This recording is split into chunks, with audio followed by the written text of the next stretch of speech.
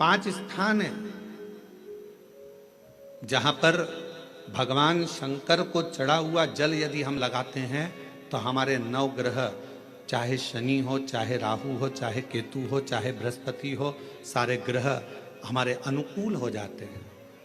5 स्थान बताए और बड़े सावधानी से स्मरण करिएगा उन 5 स्थानों का। शिव जी पे चढ़े हुए जल को यदि हम झेल कर अपनी नेत्रों पर लगाते हैं,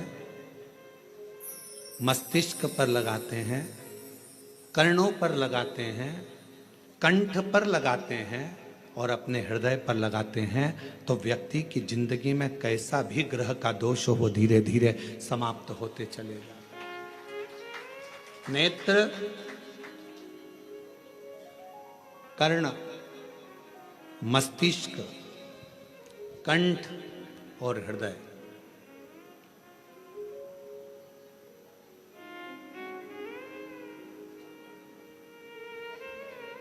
ये 5 स्थान इससे बता दिए शिव महापुराण में जिन पर शिव जी के चढ़े हुए जल को हम केवल मात्र लगा लेते हैं तो उससे भी हमको फल की प्राप्ति हो जाती है।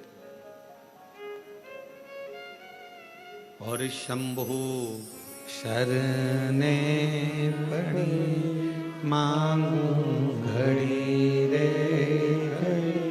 दुख काटो दया करी दर्शन हो। शंभु शरणे पड़ी मांगू घड़ी रे दुख काटो दया करी दर्शन।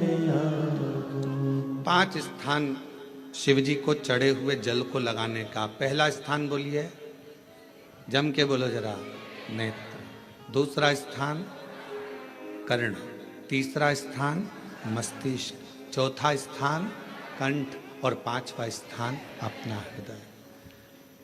मात्र ये 5 स्थान शिव जी के चढ़े हुए जल को आप अगर लगा लेते हो तो तुम्हारे ऊपर किसी ग्रह, चाहे शनि हो, चाहे राहु हो, चाहे केतु हो, चाहे मंगल हो, कोई ग्रह आप पर भारी नहीं रह सकता। और एक प्रैक्टिकल कर कर देखना, शिव महापुराण सुना करो तो प्रैक्टिकल जरूर करा करो, क्योंकि आपको मालूम पड़ना चाहिए कहीं सीओर वाला महाराज झूठ तो नहीं बोल गया। प्रैक्टिकल जरूर करो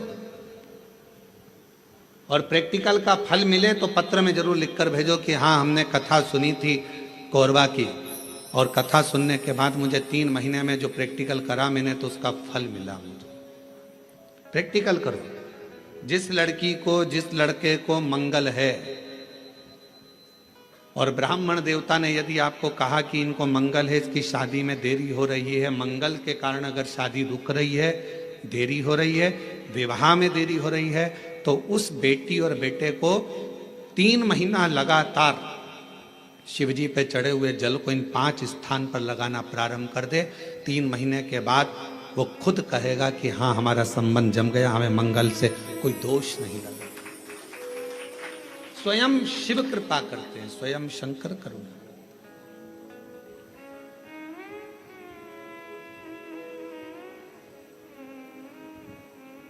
ये 5 स्थान मेरे देव अधिदेव महादेव की अविरल भक्ति के लिए, निर्मल शुद्धि के लिए है। नेत्रों पर जल लगाने से मतलब है कि जब भी मैं दर्शन करूं तो मेरे देव अधिदेव महादेव का करूं, शिव।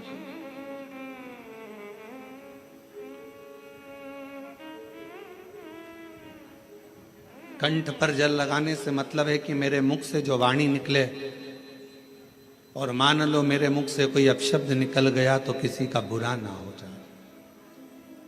कर्णों से जल लगाने से मतलब है कि मेरे कानों के माध्यम से जो शब्द मेरे अंदर जाएं वो मेरे जीवन का कल्याण करें। मस्तिष्क पर जल लगाने से मतलब है कि मेरे भगवान के चरण का जल, उनकी रज मेरे सिर पर चढ़ी रहे और मेरे जीवन में कभी अहंकार ना आए। हृदय पर जल लगाने से मतलब है कि मेरे हृदय में भगवान शंकर के चरणों का वास नित्य प्रतीत है। हमेशा